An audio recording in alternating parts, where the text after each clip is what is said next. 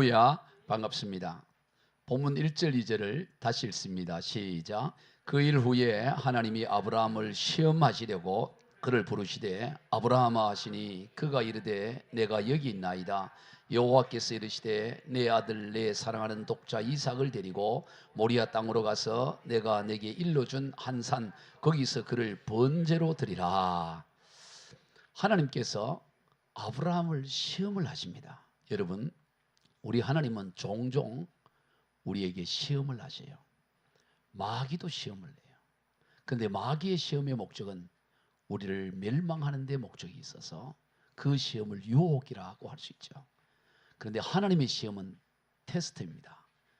우리를 멸망하는 데 있는 것이 아니라 우리를 그 시험을 통과하여 더 나은 단계로 영적인 성질을 하는데 목적이 있는 것이죠. 오늘 본문에서도 하나님께서는 아브라함을 더 높은, 더 깊은 영적 세계로 인도하기 위하여, 더 깊이 하나님을 경험하도록 하기 위하여 시험을 하시는데, 바로 그 시험은 아들 독자 이삭을 하나님이 가리키는 산으로 가서 거기서 번제로 드리라라는 시험이었습니다. 정말 이것은 이해하기 어려운 너무나 고난도의 시험이에요. 25년 만에 겨우 낳은 아들인데 그 아들을 하나님께서 번제물로, 이 번제라는 것은 죽여서 태워서 드린 제사예요. 눈에 넣어도 아깝지 않을 그 아들을 하나님이 태워서 번제로 드리라, 그런 시험을 합니다. 도무지 있을 수 없는, 상상조차 할 수 없는 그런 시험이죠. 그러면 보통 그런 소리가 들리면 어떻게 했습니까? 사탄아 물러가라, 이 더러운 사탄아 떠나가라, 이렇게 소리칠 수가 있지요. 그런데 오늘 아브라함의 반응은 전혀 그렇지 않아요. 우리 3절 읽어봅니다. 시작. 아브라함이 아침에 일찍 일어나 나귀의 안장을 지우고 두 종과 그의 아들 이삭을 데리고 번제에 쓸 나무를 쪼개어 가지고 떠나 하나님이 자기에게 일러주신 곳으로 가더니, 도무지 우리가 생각하는 그런 반응을 하는 것이 아니고 아침에 일찍 일어나서 나귀의 안장을 지우고 두 종들과 아들 이삭으로 하여금, 그리고 하나님이 지시한 땅으로 장작을 쪼개서 떠나는 모습을 보게 되는 것입니다. 도무지 이해하기 어려운 행동이에요. 아니, 그 소리가 사탄의 소리가 아니고 하나님의 음성인 것이 확인되었으면 적어도 벌쩍 뛰면서 하나님 어떻게 그럴 수 있습니까? 라고 한마디 항의라도 해야 되잖아요. 아니면 며칠이라도 머리를 싸매고 고민해야 되지 않습니까? 어찌 알고 어이면 좋을고, 또 다른 사람들에게 물어보기도 하고 내가 제대로 들은 게 맞는지 확인을 해보기도 하고 며칠 고민을 하고 괴로워해야 될 텐데, 아브라함은 전혀 그렇지 않고 아침 일찍이 일어나가지고 일찍 일어나서 장작을 쪼개 준비하고 다 준비해서 하나님이 지시하는 모리아 산으로 가는 것을 보게 되는 것입니다. 어떻게 그럴 수가 있었는가? 도대체 어떻게 아브라함은 그럴 수 있었을까? 그것에 대해서 히브리서 11장 19절에서 그 답을 이렇게 말하고 있습니다. 같이 읽어봅니다. 시작. 그가 하나님이 능히 이삭을 죽은 자 가운데서 다시 살리실 줄로 생각한지라 비유컨대 그를 죽은 자 가운데서 도로 받은 것이라. 어떻게 우리가 볼 때 불가능할 같은 그런 시험을 아침 일찍 일어나서 그렇게 반응할 수 있었는가? 히브리서 기자는 하나님이 능히 이삭을 죽은 자 가운데서 다시 살리실 줄을 아브라함이 알고 있었다라는 거예요. 믿고 있었다는 거예요.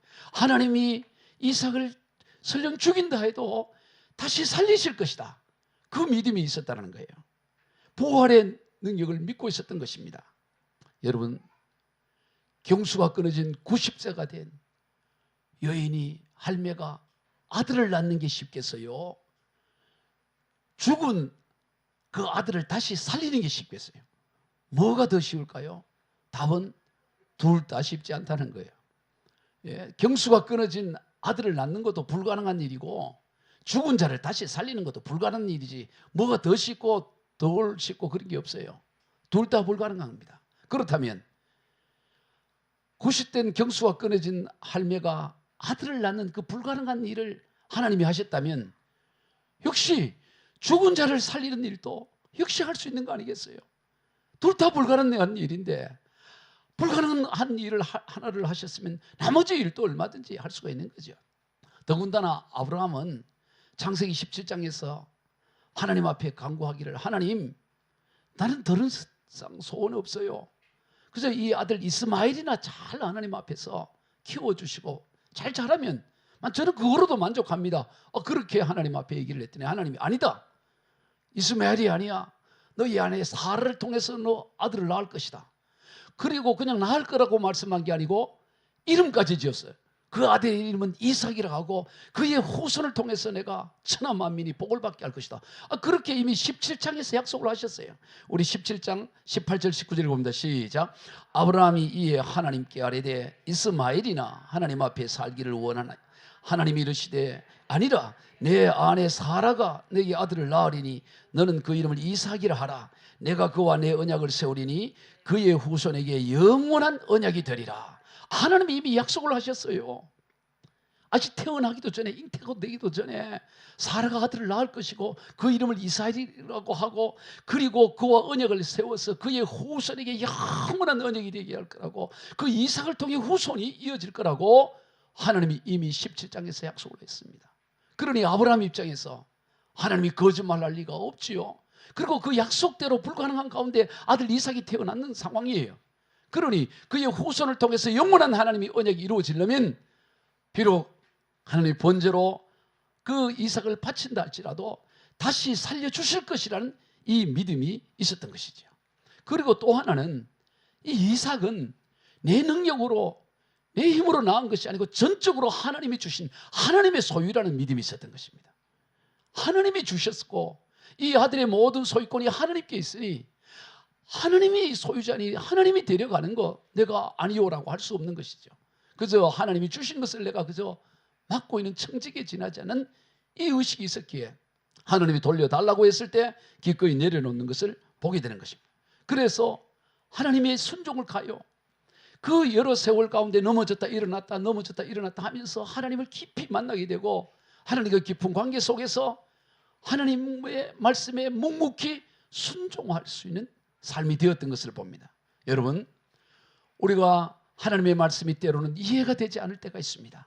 그러나 비록 이해가 되지 않을더라도 우리가 순종할 수 있는 것은 우리의 순종의 대상이 하나님이시기 때문에, 따라해 봅시다. 비록 이해가 안 되어도 내가 순종할 수 있는 것은 나의 순종의 대상이 하나님이시기 때문이다. 아멘.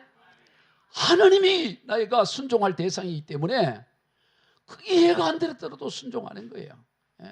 남편이 순종의 대상이면 이해가 돼도 순종 안 할 때가 많아요.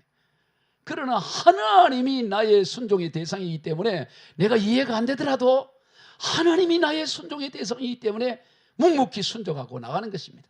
아브라함이 여러 세월을 통해서 그걸 경험한 거예요. 하나님 말씀하신 바를 반드시 이루시고 성취하시는 하나님이시다. 그렇기 때문에 당장은 이해가 되지 않지만 그 순종의 대상이 하나님이기에 그는 순종하여 나가는 것입니다. 그리고 드디어 사흘 만에 모리아산 이 바라보는 곳에 이르게 되었습니다.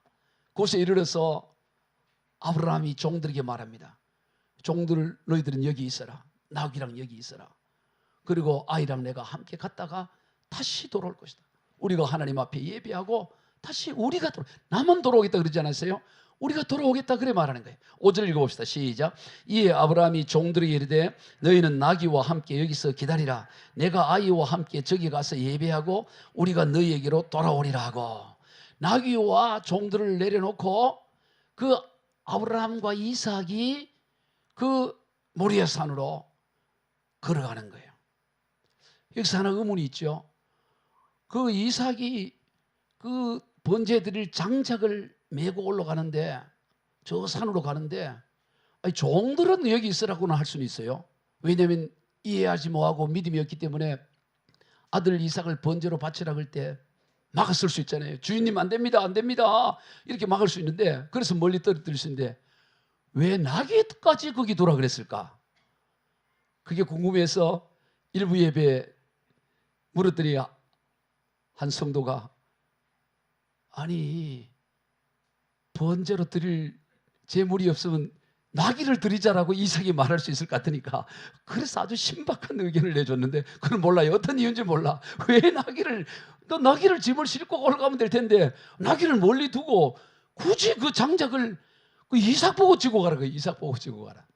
어쨌든 뭐 그 이유 어쨌든 간에 이삭이 장작을 지고 아버지를 따라 아버지는 칼과 불을 가지고 모리아 산으로 올라가는 것을 보게 됩니다. 그리고 올라가서 드디어 그 장작을 펼쳐서 그 불을 지필 제단을 만들고 그리고 이삭을 묶어서 그 장작 위에 올려놔요. 여러분 이게 어떻게 가능했겠냐 이 말이에요. 어떻게 아들 이삭을 묶어서 제단 위에 올려둘 수 있었을까? 이것은 전적으로 이삭의 동의가 있었기 때문이에요. 이삭이 장작을 지고 모리아 산에 올라갈 정도였으면 유치원생이나 초등학생이 아니었을 거예요. 좋게 중학생 정도는 됐을 거예요. 15살 정도는 되지 않았을까 싶어요. 그래야 장작 지고 올라가지 않았겠어요? 장작을 못 질 것 같으면 아버지가 지지 아들 보고 지라 그러겠어요? 그러니 힘이 있어요. 장작을 질 정도로. 그러면 아브라함은 나이가 몇 살이었을까요? 이삭이 15살이면 아브라함은 몇 살이었을까요? 115살이었겠죠. 할배 중에 할배라고 힘이 없다고. 그러니까 이삭이 나는 싫어요. 왜 그러세요? 아버지는 오방 들었어요. 왜 그래? 왜 정신 차리죠? 번제 드리려 아버지를 드리세요. 아버지 제가 불 피울 테니까. 이럴 수가 있잖아요. 아니, 도망갈 수도 있잖아요. 그러니까 이 이삭을 묶어서 번제단에 올렸다는 것은 순전히 이삭의 동의가 있었기 때문에 되는 거예요. 그러니까 이 이삭을 바치려는 아브라함보다도 사실은 이삭의 믿음이 더 대단한 거예요. 아니 이삭이 어떻게 그런 믿음이 가질 수 있었을까? 어떻게 그것을 동의할 수 있었을까요? 저는 틀림없이 그 사흘길을 걸어가면서 아브라함이 지금까지 함께 하신 그 하나님에 대한 이야기를 아들 이삭에게 다 얘기해 줬을 거예요. 창세기 12장에서 본토와 고향과 친척과 아버지 집을 떠나 하나님이 지시하는 땅으로 가라 그래서 여기 가나안 땅에 오게 된 이야기, 그래서 거기에서 기근이 있어서 애굽 내려갔다가 어려움 당한 이야기, 그리고 조카 롯이 포로로 잡혀가 잡아온 이야기, 많은 이야기를 사흘 동안에 다 얘기해 줬을 거예요. 그 아브라함에게 있었던 그 모든 신앙이 다운로드 되는 시간이었어요.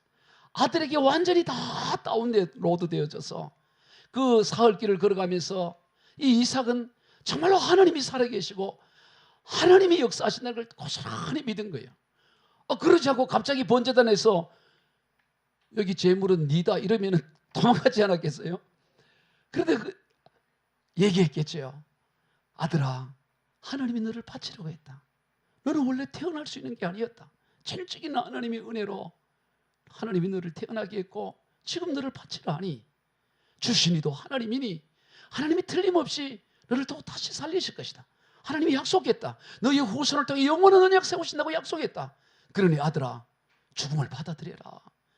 그렇게 얘기하지 않았겠어요? 여러분, 그러더라도 남의 이야기 같을 때는 아멘 하겠지만 자기가 죽는 거 아니에요? 그러면 자기가 어쨌든 죽는 거니까 아버지 다 좋은데 난 그래도 죽기 싫어요.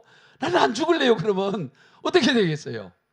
그런데 이 이삭이 거기에 순응하고 번제단에 순순히 제물로 올려져 가는 모습을 보게 되는 거예요. 여기에서 우리는 예수님의 모습을 보게 되는 것입니다. 예수님도 얼마 전에 그 십자가의 죽음을 피할 수 있었어요. 거부할 수 있었습니다. 그러나 예수님께서 온전히 그 예수 하나님의 그 명령에 순종하여 십자가 위에 그 고난의 길을 가는 걸 봐요. 우리 요한복음 10장 18절 한번 봅시다. 시작. 이를 내게서 빼앗는 자가 있는 것이 아니라 내가 스스로 버리노라. 나는 버릴 권세도 있고 다시 얻을 권세도 있으니. 바로 순수히 그 번제단 위에 걸어 올라갔던 그 이삭처럼 예수님도 그렇게 십자가에 순순히 자발해 가는 거예요.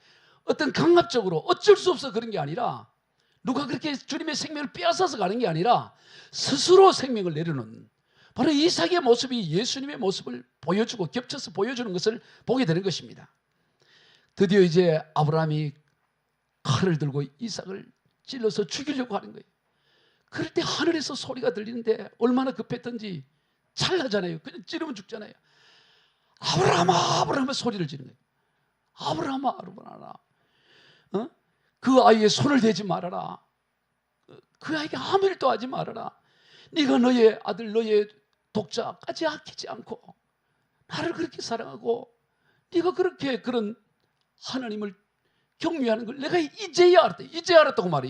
내가 이제 알았다는 거예요. 여러분, 하나님이 전지전능한 하나님이 그동안 모르다가 이제 보니까 네 진짜 날 사랑하네 그랬을까요?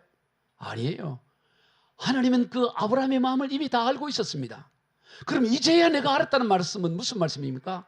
그것은 바로 아브라함의 그 신앙이, 이 신앙의 그 시험을 네가 드디어 통과해서 금과 같은 믿음으로 통과되었다는 하나님의 감격에, 감탄의 그런 외침이었던 거예요.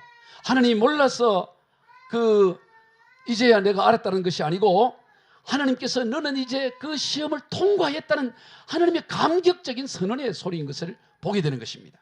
하나님께서는 아브라함이 바로 그 시험을 통해서 순전한 믿음의 사람, 금과 같은 믿음의 사람으로 세워져 가기를, 통과하기를 하나님이 원하셨던 것입니다. 그래서 이후로 이 아브라함은 그런 삶에서 이제 뛰어넘어서 그 시험을 통과하고 나서 그 이후로 그 수준의 신앙을 살아가는 것을 보게 되는 것입니다. 여러분, 하나님께서 우리에게 시험을 할 때는 그 시험을 통과해야 그 통과한 수준의 삶을 살게 하는 거예요. 하나님께서는 아브라함을 믿음의 조상으로 세우려고 했었기 때문에 뭐를 통과해야 되느냐? 조상은 후손과 연계되어지잖아요. 자식에 관한 시험을 반드시 통과해야 되는 거예요. 만약 하나님께서 아브라함을 세계에서 가장 부유한 그런 사람으로 세우려고 했다면 자식을 시험의 도구로 쓰지 않고 뭐를 했을까요? 돈을 가지고, 물질을 가지고 시험을 해서 그를 통과하도록 했을 것입니다.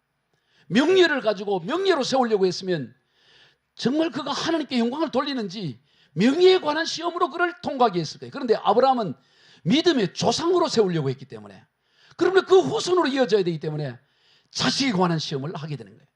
여러분, 변호사가 되려면 변호사 시험을 쳐야 되고, 공인중개사가 되려면 공인중개사 시험을 쳐야 돼요. 공기중개사가 되려고 하는데 그 변호 시험 합격하고 의사 시험 합격하고 그게 아니다 이 말이죠. 그 시험에 맞는 그런 것이 있는 거예요. 오늘 하나님 우리와 저와 여러분을 시험하실 때 거기에 맞는 삶을 살아가도록 하기 위해서 그렇게 시험을 하기를 원하는 것입니다. 그런데 문제는 이 통과 기준이 뭐냐 하는 거예요. 통과 기준. 여러분, 시험도 우리 운전면허도 보면 2종은 70점이고 1종은 80점이니까 필기시험 기준이 있죠. 다 기준이 있잖아요. 오늘 하나님이 우리에게 시험을 치를 때도 통과 시험이 있어요. 그게 뭐냐 하는 겁니다. 오늘 본문에서 하나님께서 아브라함을 이 시험을 하는데, 아브라함이 이제 아들 이삭을 번제로 바쳐라 그래가지고 아침에 일찍 일어나서 장작을 쪼개고, 그리고 나귀에다가 장작을 싣고 두 종들과 이삭이 이제 집을 나서려고 할 때, 이제 집을 나서려고 여보 이제 갔다 오겠어 하고 나서려고 할 때, 그때 하나님 이제 됐다. 왜? 하나님 그 마음을 아니까 굳이 안 가도 된다. 네가 나를 얼마나 사랑한지 하나님을 경외한지 이제 알았다라고 거기서 끝낼 수 있잖아요. 그렇지 않아요. 그 정도 되면은 50점 시험밖에 안 돼. 50점. 근데 하나님은 그때 시험을 통과를 결정하지 않고 하면 그 다음에 하루 가고 이틀 가고 사흘 길 가는데, 3분의 2 갔으면 이틀 길 갔을 때 아이고 이제 됐다. 이틀 길을 너 걸어왔는데 네 마음 확실한 건 이제 알았다. 이제 돌아가라. 그럴 수도 있잖아요. 그것도 아니에요. 드디어 사흘이 되어서 모리아산 아래까지 그 더운 날씨에 장작을 지고 가고 있을 때, 모리아산 올라가려고 할 때, 아니면 중턱에서라도 이제 됐다. 이제 됐어. 이제 돌아가라. 이럴 수도 있잖아요. 아니면 정 아니면 이삭이 아이고 아버지 말씀대로 내가 순종하겠습니다. 번제로 드리지요 뭐 하고 승낙하고 번제단에 올려갈 때 이제 그만 됐다라고 할 수도 있잖아요. 얼마든지 하나님이 그만 됐다라고 할 수 있는 포인트가 많아요. 그런데 굳이 눕혀놓고 칼을 들고 찌르려고 할 때 좀 미리 하면 다급하게 안 하죠. 여기 보면 아브라함 하나님도 두 번이나 급해서, 왜냐면 금방 찔러버리니까 미리 했으면 천천히 아브라함아 여유 있게 해도 되잖아요. 근데 극제의 주간에 막 아브라함아 하나님도 급하게 왜 그렇게 급하게 하셔? 좀 천천히 미리 올라갈 때 이제 그만 됐다 이러든가 누워있을 때 됐다든가 그러면 급하게 안 불러도 되잖아요. 그런데 막 칼을 내리칠 때 그때 하나님도 급하게 해가지고 아브라함아 이제 그만둬라 하고 손대지 마라 하고, 왜 그렇게 했냐 이 말이죠. 왜 하나님이 그렇게 했을까요? 그것은 바로 아브라함과 이삭을 위해서 그랬다는 걸 기억해야 되는 거예요. 아브라함을 위해서, 이삭을 위해서 그 막바지까지 가는 거예요. 막바지까지.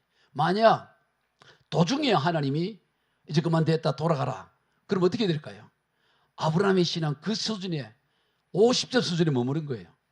60점 수준에 머물러요. 70점 수준에 머물러 버려요. 아니, 나는 마음으로 정말 드리려고 했어. 내 마음은 정말 드리려고 했을 거야. 그러러 살다 보면 내가 진짜 드렸을까? 진짜 내가 칼질로 찌를 수 있었을까? 그때는 마음이 그랬었는데 진짜 그랬을까? 아니에요. 그저 그 수준에서 끝나버려요. 그래서 마음의 생각의 믿음에서 끝날 뻔했는데, 지금 아들을 칼을 내리찌르는 그것은 뭐냐? 그건 실제로 이제 죽음인 거예요. 실제이잖아요. 그래서 이 마음의 믿음에서 몸의 믿음으로 확증하기를 원했던 겁니다. 아브라함과 이삭 자신에게, 그들을 스스로에게 그들의 믿음을 자신들의 행동을 통해서 스스로가 확증하도록, 그래서 그 수준에 딱 살아갈 수 있도록, 그래서 아들 이삭을 바치는 그 수준의 삶을 이어갈 수 있도록, 통과하도록 하기 위해서 그 단계까지 하나님 기다리셨던 거예요. 그래서 이 창세기 22장 이후부터는 아브라함은 그 전까지는 여러 가지 허물, 아내를 누이라고 하고 여러 가지 허물들이 나타났지만 22장 이후로는 그런 허물이 없어요. 믿음의 길을 쭉 가버립니다. 22장으로는 아브라함의 허물이 나타나지 않아요. 왜? 아브라함이 이미 대학 시험을 합격한 거예요.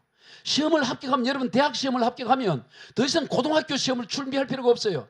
그 대학 시험을 합격하면 대학에 다니면 고등학교 입시를 고민할 필요가 없다고. 그 단계를 넘어서기 때문에 대학 입시에 합격하는 순간 대학생 수준으로 살아가는 게 마찬가지입니다. 하나님은 아브라함이 이제 어느 수준으로, 아들 이삭을 바치는 수준으로 살아가기를 원했기 때문에 그 단계까지 가게 하신 것입니다. 그리고 본인도 확신하고 이삭도 확인하도록 그렇게 하신 거예요. 하나님은 놀라운 섭리인 거예요. 여러분, 오늘 우리도 왜 좀 진작 역사하시고 미리미리 어차피 주시려면 좀 미리미리 주시면 얼마나 좋습니까? 애타지 않고. 그런데 그러지 않습니다. 하나님은 우리의 수준의 신앙을 끌어올리기 위해서 막바지까지 가는 그런 놀라운 일들에 하나님의 섭리가 있는 거예요. 그리고 드디어 이 아브라함이 하나님의 소리를 듣고 이제 멈추고 이제 그 손대지 말라니까 눈을 뜨고 돌아봤더니 뭐가 있어요? 수장에 걸려 있는 거예요. 하나님이 예비해 놓은 양이 있는 거예요. 양이 걸려 있어서 그 수장을, 그 덤불에 걸려 있는 거예요. 이 양도, 수장도 그냥 걸렸다가 도망갈 수 있잖아요. 그런데 덤불에 어떻게 걸렸는지 다 걸려서 날 죽이시오 하고 이렇게 기다리고 있는 거예요. 그래서 그 수장을 잡아와서 그 아들 이삭 대신에 번제로 하나님, 얼마나 그때 그 아브라함이 감동이 되고 감격이 되고, 역시 하나님 할렐루야, 감동이 얼마나 됐겠어요. 그래서 거기서 이름을 짓습니다. 자, 오늘 보면 14절 시작. 아브라함이 그 땅 이름을 여호와 이레라 하였으므로 오늘까지 사람들이 이기를 여호와 산에서 준비되리라 하더라. 거기에서 그 유명한 여호와 이레라는 말이 나와요. 여호와께서 준비하신다. 여호와 이레, 여호와 이레, 여호와 이레, 주님 내 길 예비하시니 여호와 이레. 잘 몰라요? 알지요? 네. 한번 해볼까요? 시작. 주님 내 길 예비하시니 나 감사합니다. 주님 내 길 예비하시니 나 기뻐합니다. 여호와 이레, 여호와 이레, 주님 내 길 예비하시니 여호와 이레. 아싸 이래야 돼. 하나님 예배해놔서 야싸 이래야 돼. 오, 하나님 예배해놓네. 아싸 그랬을 거라고. 여러분, 우리 하나님은 여호와 이레 하나님 줄로 믿으시길 바랍니다. 예배해놓고 계신다고. 미리미리 다 예배하시는 하나님이에요. 그런데 이 예배하심은 그저 구원에 관한 사역에만 예배한 게 아니에요. 오늘 우리의 모든 삶 가운데 하나님의 예배하심이 있어요. 우리 하나님은 여호와 이레의 하나님입니다. 아멘. 내 눈에 지금 당장 보이는 게 없고 손에 잡히는 게 없고 귀에 들리는 게 없어도 내 하나님은 여호와 이레의 하나님, 예비하시는 하나님, 예비해 놓으심을 믿어야 돼요. 아멘. 산에 올라갈 때 이삭이 아버지에게 물어요. 아버지, 장닭도 있고 불도 있는데 하나님께 드릴 번제를 드릴 양은 어디 있습니까? 그랬더니 아브라함이 뭐라 그래요? 네가 번제다 이렇게 얘기하지 않았어요? 그럼 벌써 도망가 버릴 거예요. 하나님이 친히 준비하시라 그랬다. 하나님. 그 말이 하나님이 친히 준비하시리라. 여러분, 우리 하나님은 귀를 지으셨기 때문에 다 듣고, 귀를 지으시니까 듣지 아니라. 여호와의 말씀에 내 삶을 들고 맹세하라. 너희 말이 내 귀에 들린 대로 내가 했다.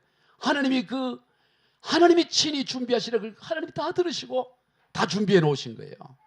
하나님은 예비하시는. 그러므로 오늘 우리는 어려운 가운데 있을지라도, 눈에 보이는 게 없고 잡힌 게 없을지라도 하나님은 예비하시는 하나님. 내 하나님은 예비하시는 하나님. 아멘.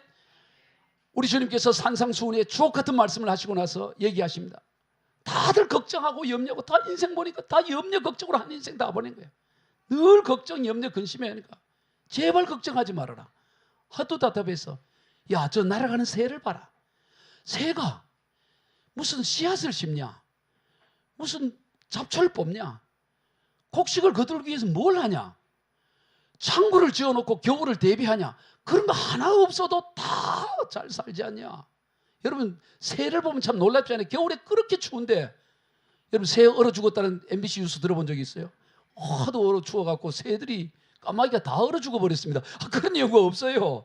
새가 얼어 죽었다, 너무 지금 40도 되더니 새가 더워서 다 죽었다, 이런 얘기, 새가 죽었다는 얘기 잘 없잖아요. 다 살아가요, 살아가, 그 추위에. 근데 너희들과 하물며 너희들 거 먼저 또 얘기해. 그래도 안 믿어. 야, 백합화 봐라.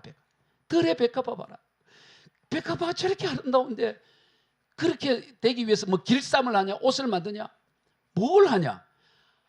그렇게 화려했던 솔로몬이 입었던 옷보다도, 솔로몬이 어떤 영광도 저 백합화보다 뭐하다. 하물며 너희들까 보냐. 따라 봅시다. 하물며 나일까 보냐. 아멘. 하물며 나일까 보냐. 믿으라고 선포하라고. 하물며 하나님이, 나도 하나님이 저 들에 백합화도 까마귀도 다 먹이는데 하물며 나일까 보냐. 우리 하나님은 예비하시는 하나님이다. 할렐루야.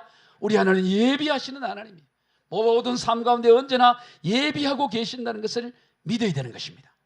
부산에 가면 작은 교회에서 시작해서 20-30명이 시작해서 몇천 명 되는 교회로 크게 부흥한 그 부산 세계로 교회라고 있어요. 손연보 목사님이라고 아주 유명한 목사님이 계시는데요. 이분은 일찍이 아버지가 세상 떠나고 그 어머니와 사는데 너무너무 어려워요. 어머니 홀로 네 남매를 키우는데 너무 어려워서 산에 가서 나무에서 장날 팔고 남의 집 일하면서 하다 보니까 너무너무 어렵게 사는 거예요. 가난해. 그 동네에서 제일 가난하게 살아요.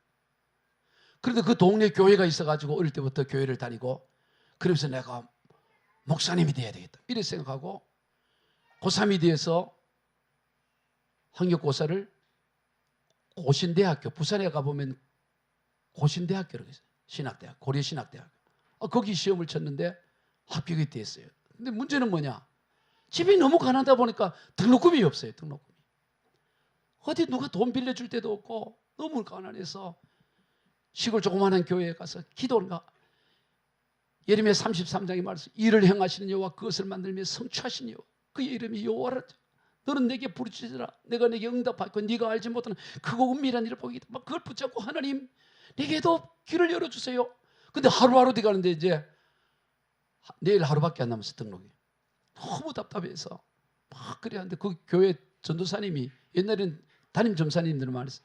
전도사님 불러가지고 워낙 크게 소리 지르니까 듣고, 손 선생 꼭 신학교 안 가도 주의 종이 될 수 있어. 사역할 수 있어. 우리 교회는 가난해서 학자금 못 대주니까 꼭 신학 안 가도 돼. 이래. 그러니까 이 소년보 이 학생이, 아이고 전사님 걱정하지 마세요. 우리 하나님 반드시 저에게 다 갈 수 있도록 해주실 것입니다. 그런데 이제 뭐 길이 없잖아요. 집에 뭐 먹을 것도 없고. 하도 답답해서 고신대학교, 그 입학할 수 있는 그 대학교 근처에 산에 올라갔어요. 예전에 그 산에 자주 갔었는데 거기에 보면 이제 중간에 절이 있는 거예요. 절. 그래서 절터에 있는데 그 이전에 어렸을 때 그 절에 부모 따라 가보기도 하고, 그래가지고 절 스님을 아는데 인사를 만나게 돼갖고 스님하고. 근데 그 스님이 묻더래요. 너 대학 어떻게 됐냐 그랬더니, 아이 제가 이래 갖고 고신대학교 합격을 했어. 그래 등록을 했냐? 아이고 저 돈이 없어서 등록을 못 했는데 하나님이 하게 하실 겁니다. 그래 그 등록금이 얼마냐? 60만 원입니다. 그런 거예요. 그리고 이 스님이 하는 말이, 너 그러면 산에 올라갔다 내려올 때 나를 잠시 들려라 이러더래요. 그리고 산에 가서 2시간씩 막 기도하고, 하나님 좀 돈 좀 달라고 이렇게 기도를 합니다. 다 기도하고 이제 내려오는 거예요. 내려와서 스님한테 이제 인사하고 가려고 스님이 인사했더니 방에 들어오라 그러더니 봉투를 내미는데 그게 60만 원이 된 거야. 그래가지고 이 소년보 학생이, 스님 저는 갚을 수가 없어요. 갚을 수가 없어요. 받을 수 없습니다. 갚지를 뭐하니까. 아니다, 안 갚아도 된다. 그냥 준다. 그래가지고 다음날 가서 등록을 한 거예요. 이제 문제는 뭐냐, 집에서 통화하기도 어렵고 자취했는데 자취할 돈도 없고 아무것도 없고, 학교는 등록을 했지만 이제 학교를 다닐 어떤 공간도 없고 책 살 돈도 없고 아무것도 없는 거야. 요즘 쿠팡이라도 있으면 쿠팡 뛰면 되는데 쿠팡도 없어가지고 그 어려운 거예요. 그래 하나님한테 기도하는 거예요. 하나님 어떻게 합니까? 지금 어디 내가 거처도 마련 안 되고 어떻게 합니까? 하고 기도했더니 그 스님이 또 생각이 나는 거예요. 그래서 그 스님을 또 찾아갔어요. 생각나서. 스님 제가 사실 어디 거처가 없어요. 그럼 절에 거하면서 다니라 이런 거예요. 그래서 이 소년보 이 학생이 절에서 다니기 시작한 절에. 절에서부터 새벽에 기도를 가는 거야. 새벽 기도, 예수 십자가의 보혈로 찬송 소리 지르면서 새벽 기도, 절간에서 목탁도 드리고, 그리고 돌아와서는 거기서 이제 생활하는 게 절간에서 생각하면서 스님이 용돈 주는 것 같고 신학교 다니고, 알고 봤더니 이 스님이 예전에 예수를 믿었던 사람이야. 예수를 믿었다가 이제 예수 안 믿고 스님이 되는 거예요. 그래갖고 이분이 스님이 대해주는 것 같고 절간에서 신학교를 다닌 거예요. 절간에서 보면 제사 지내잖아요. 제사 지내기 때문에 음식을, 우리는 제사 지내 안 먹으니까 이 스님이 제사 지내기 전에 따로 좋은 건 따로 남겨두는 거예요. 현보 주도록 따로 해서 제사 드리잖아요. 그러니까 제물로 드리는 건 다 좋잖아요. 사과도 좋고 바나나도, 그 당시에 바나나도 실컷 먹고 뭐 다 온갖 과일들이 다 오는 거예요. 제사 지내지 않고 미리 떼놓은 거예요. 그래갖고 잘 먹고 잘 살았다. 그래 여러분, 하나님이 이 스님을 통해서도 주의 종이 될 사람을 예비하시는 하나님, 할렐루야. 천지를 창조하신 하나님이 무엇을 사용하지 못하겠어요? 우리 하나님은 여호와 이레의 하나님, 예비하시고 준비하신 하나님. 우리가 그 믿음이 없기 때문에, 손녀보가 내일인데 하나님 반드시 가게 할 것이라고 그 선포, 하나님 가게 하실 겁니다. 하나님 그걸 다 듣고 계시지 않았어요? 할렐루야. 우리 하나님 예비하시는 하나님인 줄로 믿으시길 바랍니다. 다시 하나님께 아브라함을, 하나님이 다시 그를 부르고 또 얘기해요. 16절부터 18절 시작. 내가 나를 가리켜 맹세하노니 네가 이같이 행하여 네 아들 내 독자도 아끼지 아니하였은즉 내가 네게 큰 복을 주고 내 씨가 크게 번성하여 하늘의 별과 같고 바닷가의 모래와 같게 하리니 내 씨가 그 대적의 성문을 취하리라. 또 내 씨로 말미암아 천하 만민이 복을 받으리니 이는 내가 나의 말을 준행하였습니다. 자 보세요. 다시 한번 또 하나님은 걸핏하면 저 하늘의 별 봐라, 네 못 살지, 네 자손이 저리 많을 것이다. 바닷가에 모래 봐라, 땅의 먼지처럼. 늘 걸핏하면 그 얘기를 해요. 이번에도 또 그래요. 또 한 얘기 또 해요.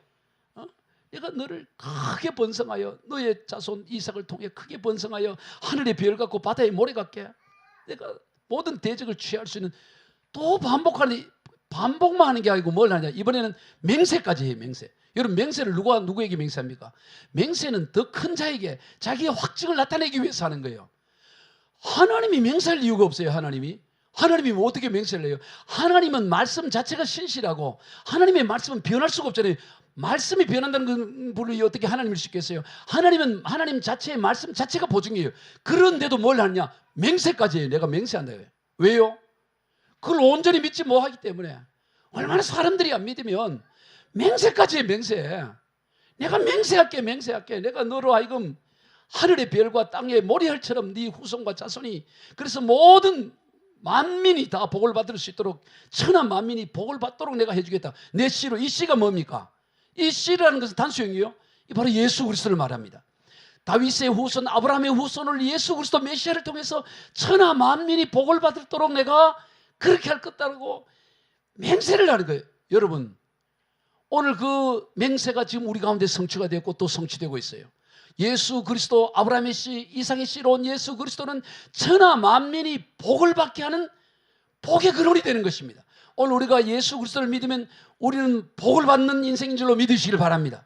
예수 그리스도를 통해서 천하 만민이 복을 받는다면 저와 여러분은 아브라함의 씨, 이삭의 씨를 통해 예수를 통해 복을 받은 천하 만민 가운데 하나고 우리의 후손도 천하 만민에 속해 되기는 것입니다. 그걸 안 믿는 거예요.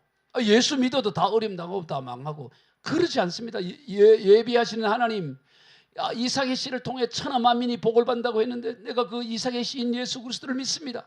나는 그 천하 만민에 속해 있습니다. 나는 복을 받은 인생입니다. 하나님은 내 인생 가운데 예비하시는 하나님입니다. 그 믿음으로 나가는 거지. 흔들리지 않고 나가는 것입니다. 할렐루야. 우리 모두 완벽하게 준비하신 여호와 이레 하나님을 믿음으로 담대하게 나가 승리하시는 저와 여러분이 다 되시기를 주 예수 그리스도 이름으로 축복합니다. 기도하겠습니다. 하나님 아버지 감사합니다. 우리 하나님은 예비하시는 하나님, 그것도 완벽하게 예비하시는 하나님임을 우리가 믿으며 손에 잡히는 게 없고 눈에 보이는 게 없고 귀에 들리는 것이 없어도 예비하시는 하나님을 믿으며 천하 만민에 속한 이 복을 우리가 누리고 있음을 믿고 승리하는 삶이 되게 하여 주옵소서. 축복하며 예수님의 이름으로 기도하옵나이다. 아멘.